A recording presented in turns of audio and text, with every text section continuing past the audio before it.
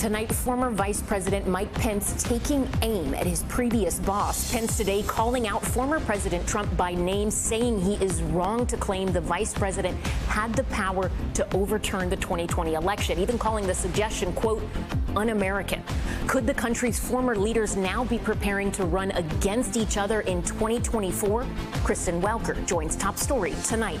Also, that major winter storm crippling travel across the country. Drivers trapped on a Texas highway for nearly 17 hours in plunging temperatures. 300,000 customers without power across more than a dozen states, and the frigid temperatures now moving in that will cause anything wet to freeze. Outrage tonight after body camera footage shows SWAT officers carrying out a no-knock warrant seconds before fatally shooting a black man on a couch. The man holding a gun that his family says he legally owned. Police now saying the victim wasn't named in the warrant, and it's unclear if he was connected to the case at all. Michael Avenatti convicted. The disgraced lawyer found guilty of swindling his former client, adult film star Stormy Daniels, out of $300,000 from a book deal she landed after going public about an alleged affair with former President Trump. Did Avenatti's decision to represent himself backfire? The home explosion caught on camera, multiple houses in New York City destroyed. What neighbors reported moments before the blast.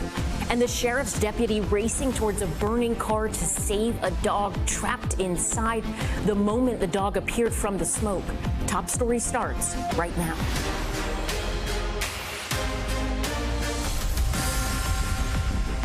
Good evening. I'm Ellison Barber in for Tom Llamas. We begin Top Story with breaking news. Former Vice President Mike Pence directly defending himself against his former boss. In a speech in Florida today, Pence not holding back, rejecting former President Trump's repeated claims that the vice president could have overturned the 2020 election. Pence even going so far as calling the idea, quote, un-American. Trump has repeatedly criticized Pence for not trying to block the certification of President Biden's victory, even saying this week that the January 6th committee should instead probe the former VP.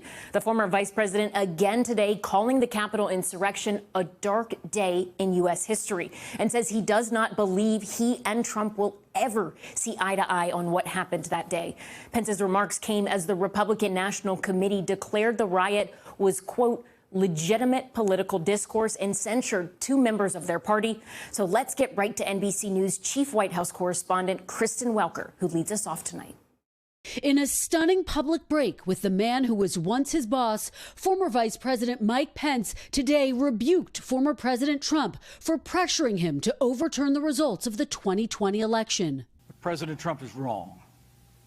I had no right to overturn the election. That fiery criticism comes after just this week, Mr. Trump said about Pence he could have overturned the election. And frankly, there is no idea more un-American than the notion that any one person could choose the American president. The vice president could not have overturned the election. Still, Mr. Trump continues to push these false claims. The 2020 election was rigged.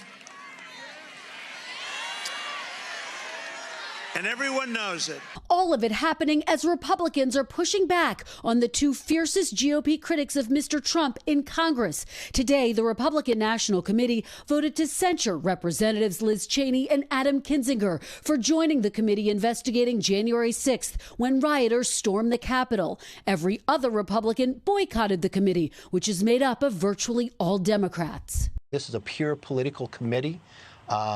I think those two individuals would have a hard time ever coming back to Congress.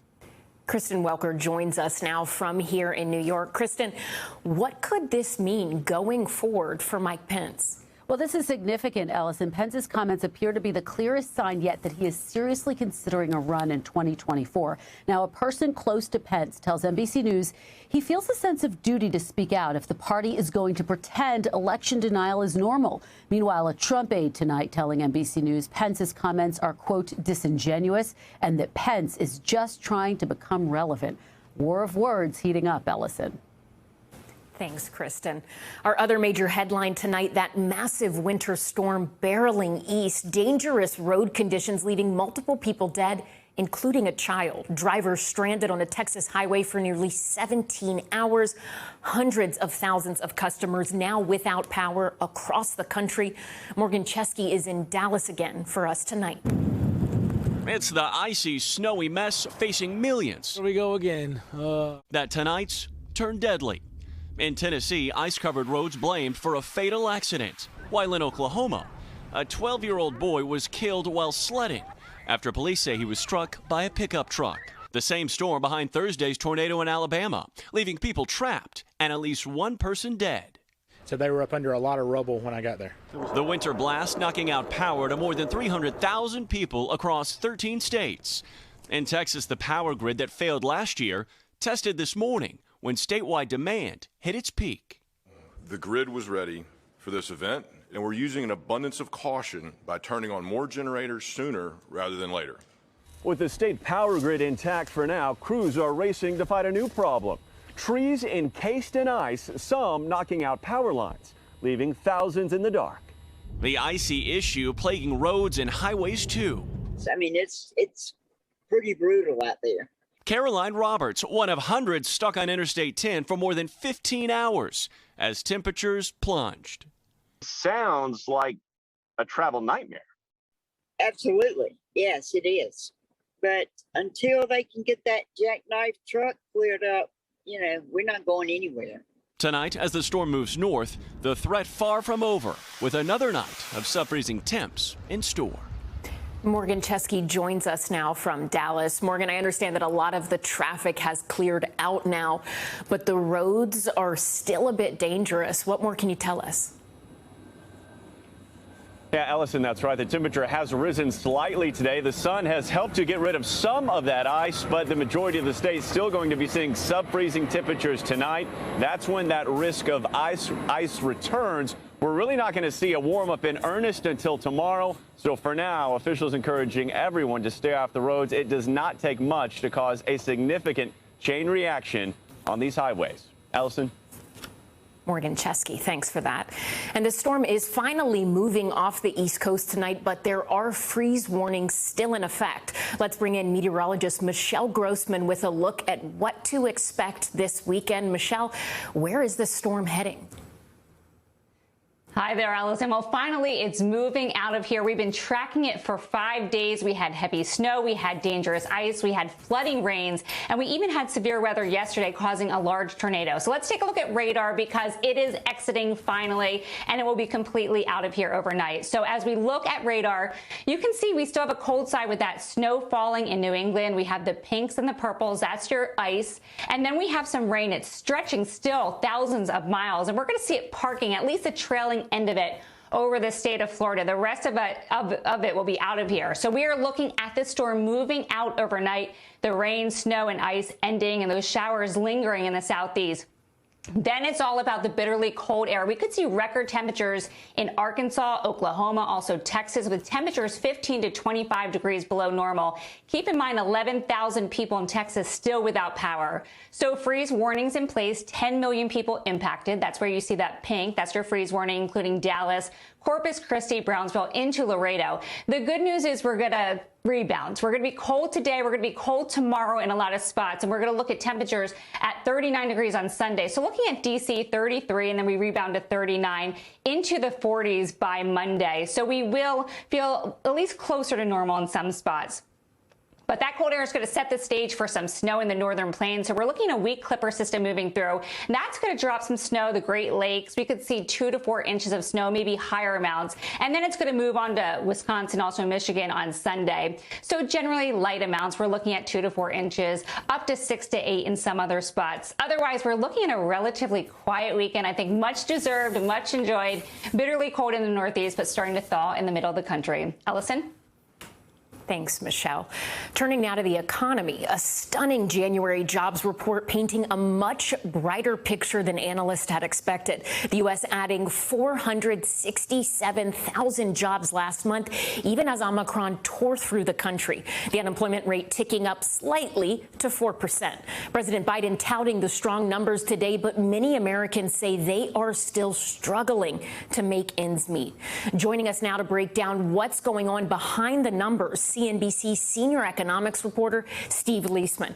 Steve, the forecasts were pretty grim ahead of this report, largely due to Omicron.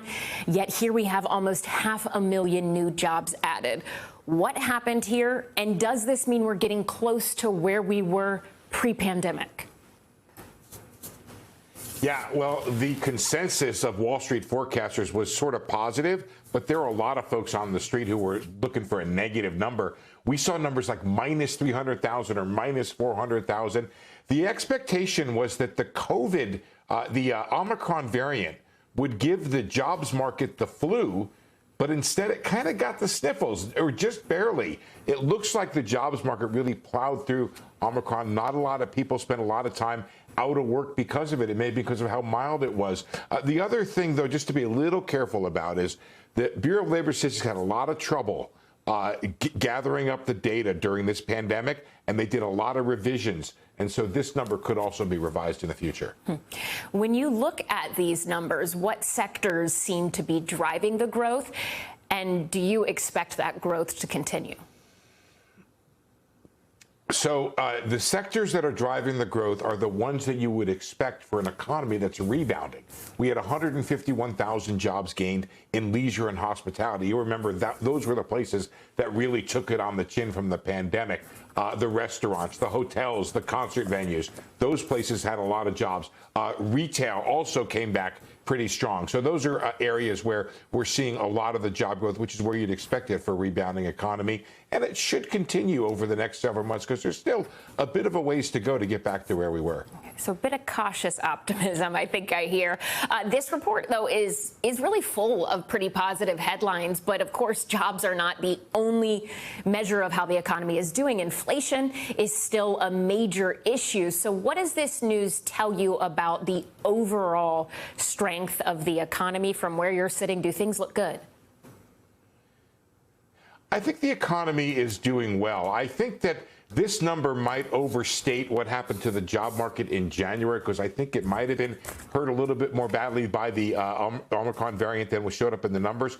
But the job market is still very strong. People are suffering and struggling with higher inflation. And the expectation is that some of that inflation goes away, at least a good part of it, because some of it's related to supply bottlenecks. And then you have the Federal Reserve is going to tighten its monetary policy a little bit. That should help along the way as well. So as we get towards the end of the year, the hope is that the economy, it's going to come down from these very high growth rates we had. We did 7% in the fourth quarter. That's not going to be sustained. It should gradually come down to normal, and hopefully, which is around 2 or 3%, hopefully over that time period, inflation comes down and we keep adding jobs. All right, Steve, thank you so much for that. Now to some breaking news tonight. Michael Avenatti, the lawyer who famously represented Stormy Daniels in her lawsuit against former President Trump, has been found guilty on charges of cheating Daniels out of nearly $300,000. Avenatti, who acted as his own lawyer, is convicted on 1 count of wire fraud and 1 count of aggravated identity theft. Let's bring in NBC News legal analyst Danny Savalos for more on this. So, Danny, as I mentioned, Avenatti decided to represent himself. What was at the heart of his defense? And looking back now, I mean, was that decision a mistake?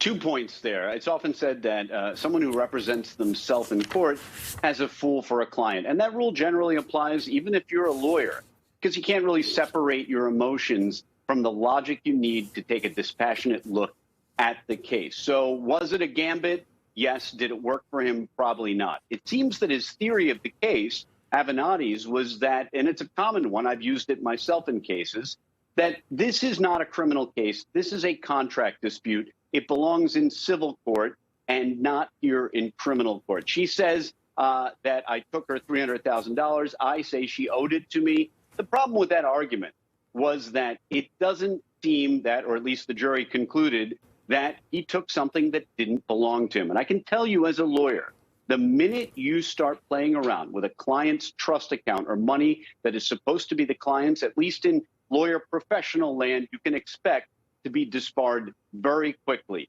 A lawyer can survive a DWI, a lawyer can survive an assault charge, but if you mess around with your client's money, it's the surest way to get suspended or disbarred.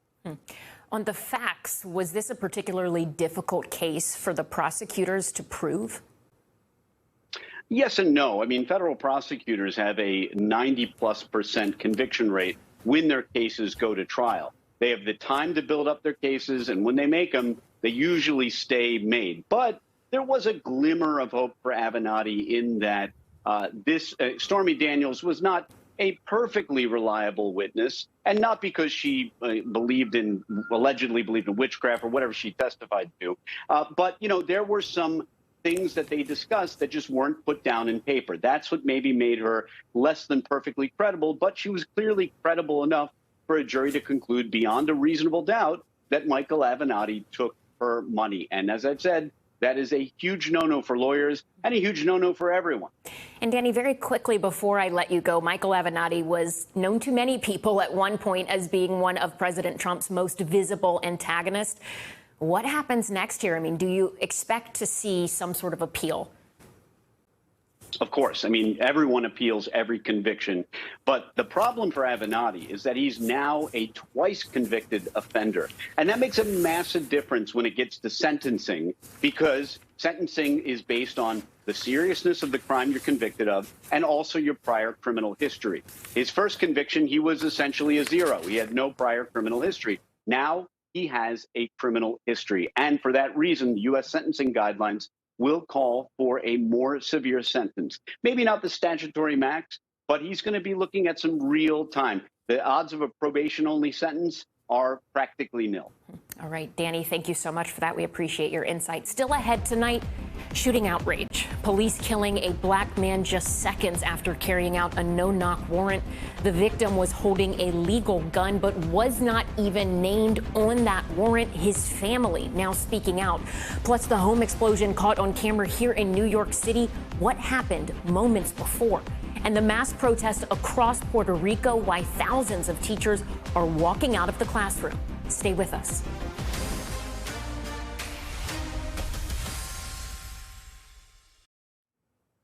We're back now with the outrage in Minneapolis tonight. Another black man killed by police. Amir Locke shot dead in what his family says was his cousin's apartment after authorities executed a no-knock warrant. The mayor now imposing a moratorium on those no-knock warrants in the city. Priscilla Thompson has the latest tonight. And we have a warning. Some of the footage you're about to see may be disturbing. Police search warrant! Police search warrant! Tonight, outrage in Minneapolis again after a black man was killed by police after they entered the apartment he was in with a no-knock warrant. The parents of 22-year-old Amir Locke speaking out for the first time today. I want the police officer that murdered my son to be prosecuted and fired. Overnight, police releasing body cam footage from Wednesday's pre-dawn raid in downtown Minneapolis. The 55-second video they posted first in slow motion, then in real time, appears to show SWAT officers opening the apartment door using a key, then announcing themselves as they enter. Guns drawn. Locke can be seen emerging from underneath a blanket on the couch. A freeze frame released by police shows a gun in his right hand, one that his family says he owned legally. Within seconds, an officer shoots, knocking Locke to the ground. The police blurred faces of officers involved in the video. The involved officer was just outside the frame in the direction that barrel is emerging. You're forced to make a split-second decision about when it's a threat. Locke died from multiple gunshot wounds, according to an autopsy, just 13 minutes after he was shot. The video seems to contradict police accounts that they announced police search warrant before they crossed the threshold. Police search warrant! Police search warrant! Police now saying Locke wasn't named in the search warrant, and it's, quote, unclear if he was connected to the case at all. An NBC News check of public records found no criminal history. I'm angry because I wasn't there to save him. What went through your mind when you saw that video? It tore my heart out. Amir did what was right. That any law-abiding citizen would do just to protect us. The Minnesota Gun Owners Caucus jumping to his defense, writing in a statement, Mr. Locke did what many of us might do in the same confusing circumstances. He reached for a legal means of self-defense while he sought to understand what was happening, adding, Black men, like all citizens, have a right to keep and bear arms. Locke's parents say he was a food delivery driver who carried the gun for protection. The case reminding some of Breonna Taylor's death, where police also had a no-knock warrant, renewing scrutiny of the practice. In this case, police say they had both a knock and no-knock warrant with discretion on which to use. That's why these no-knock warrants are so dangerous, and it's foreseeable that innocent people can and will be killed, like Amir Locke, like Breonna Taylor. Tonight, Locke's parents vowing to get justice for their son. His dreams have been destroyed. But as his mother, I'm going to fight to make sure that Amir Bakari Locke gets justice.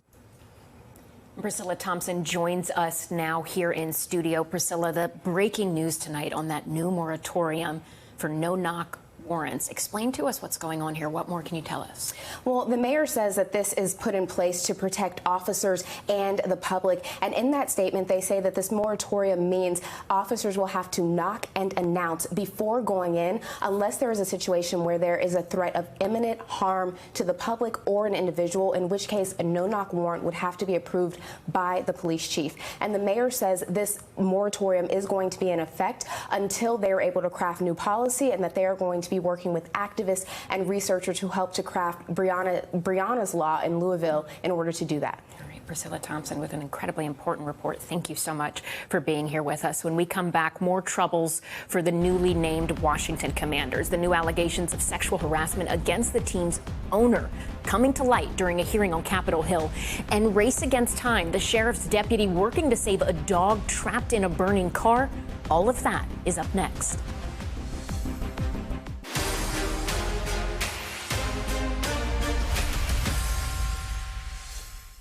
Back now with Top Stories news feed and the investigation into an explosion that destroyed a row of homes in New York City. A home security camera capturing the moment of the blast and the fire that followed. Luckily, no one was hurt and everyone appears to be accounted for. At least 3 homes will need to be demolished and multiple families are now displaced. Residents did report smelling gas before the explosion. Thousands of teachers across Puerto Rico walked off the job to protest higher wages and better working conditions. More than 70% of teachers were absent from schools today as protesters gathered in several cities, including San Juan. Some educators say they work 2 or 3 jobs to make ends meet.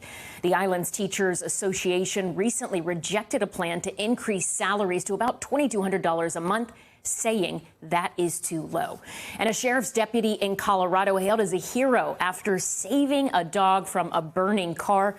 Body camera footage shows the officers running up to the smoking vehicle with the owner unable to get to the dog. The deputy then begins breaking windows with his baton when the dog appears. The deputy manages to pull him out to safety. The dog was taken to the vet and is expected to be okay. Turning now to Capitol Hill, where House lawmakers heard new allegations against the Washington Commanders' owner, Daniel Snyder.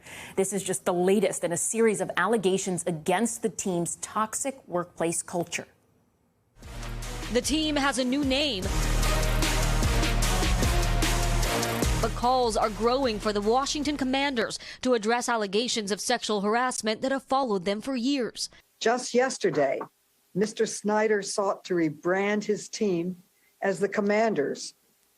With due respect, it's going to take more than a name change to fix that broken culture. 6 former employees joining House lawmakers for a roundtable on toxic workplace culture, making new accusations of inappropriate behavior by team owner Dan Snyder. I learned that placing me strategically by the owner at a work dinner after this networking event was not for me to discuss business, but to allow him, Dan Snyder, to place his hand on my thigh under the table. In a statement released by the team, Dan Snyder denied these allegations. Quote, while past conduct at the team was unacceptable, the allegations leveled against me personally in today's roundtable, many of which are well over 13 years old, are outright lies.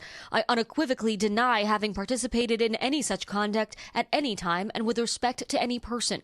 Public complaints against the team's treatment of female employees surfaced in 2020, leading to an investigation by an outside law firm and a $10 million fine to the team. Earlier this week, team president Jason Wright told NBC's Craig Melvin that more than just the team's name has changed. This was widely regarded as a toxic workplace.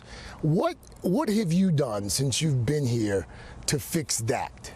I think the rebrand has been an interesting period because it's coincided with a time of very rapid, very real, and irreversible change in the organization. The report that led to that $10 million fine was never made public, something victims say is needed to really address the problem. When the investigation of the air pressure of Tom Brady's football concludes with 200+ pages of a written report, but 2 decades of sexual harassment concludes with nothing, I am once again asking the NFL to release the report and to take appropriate action. And NBC's Dasha Burns joins us now with more on her report. Dasha, today, new documents released by that House committee show that the Washington team and the NFL signed a common interest agreement. What does that mean for the release of more documents from that investigation? Yeah, Allison, the existence of that common interest agreement could explain why we haven't seen that report from the NFL, as any disclosure would need to be approved by the team. And today, the team came out with a statement responding to the release of that agreement, saying in part, neither Mr. Snyder nor the team has ever done anything to block the committee from receiving any documents it has requested from the NFL that are not expressly protected by attorney-client privilege or attorney work product. Allison. All right, Dasha Burns, thank you so much for that report. We head now to Africa and the military takeover of Burkina Faso, a coup there last Monday, now leaving a military leader in charge. But it's not even the latest coup attempt in the region. There have been at least 5 coups in this region in the last 2 years. Some analysts now concerned this area of the continent may be on the cusp of coup contagion and further instability. Zinclay Esemwa has more. Tonight, Burkina Faso has a new leader after a successful military coup. Following weeks of protest in the West African nation and days of bloody gunfights, the presidential fleet pierced with bullets and the president pushed from power. Burkina Faso's new leader, 41-year-old Lieutenant Colonel Paul-Henri Sandaogo Damiba, announced during a televised address on Monday. The country joins a growing list of recent coups on the continent, including Guinea, Mali, Chad, and Sudan. There had been a decline in the number of coups we had seen in Africa really since the end of the Cold War. In the last couple of years, though, we've seen a spate of coups. The Burkina Faso coup, a marked success just days before forces attempted to seize control of nearby Guinea-Bissau on Wednesday. ECOWAS, or the Economic Community of Western States, blaming the army in a tweet. The country's president citing a different source. It was not just military. This has to do with the fight against drug trafficking.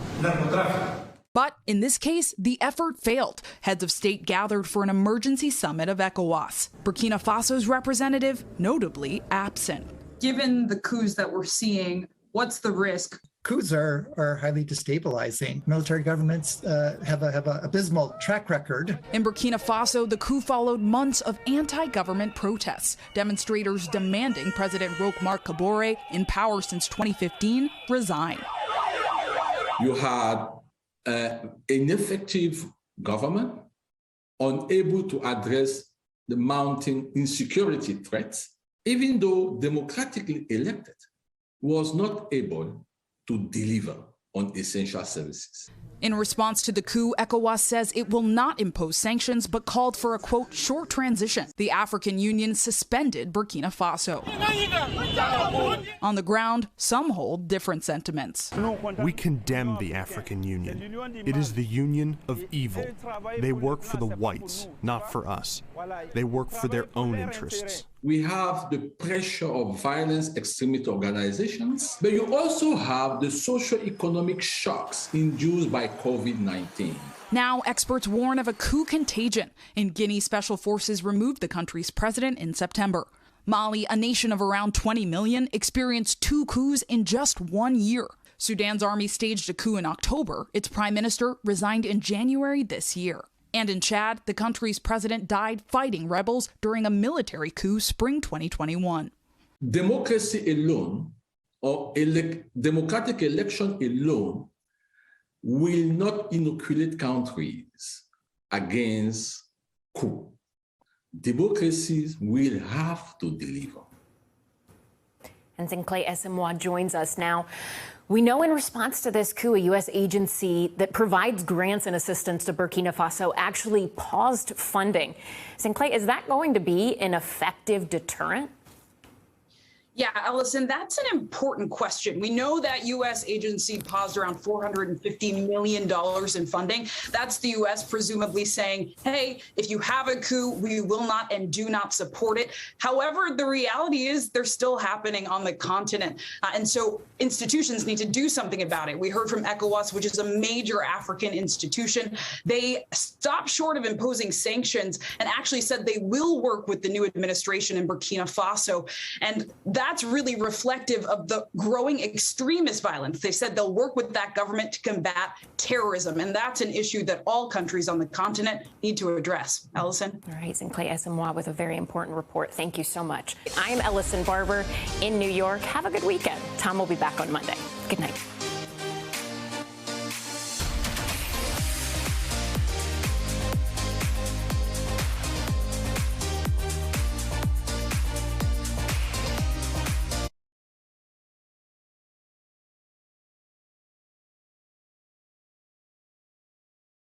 Thanks for watching our YouTube channel. Follow today's top stories and breaking news by downloading the NBC News app.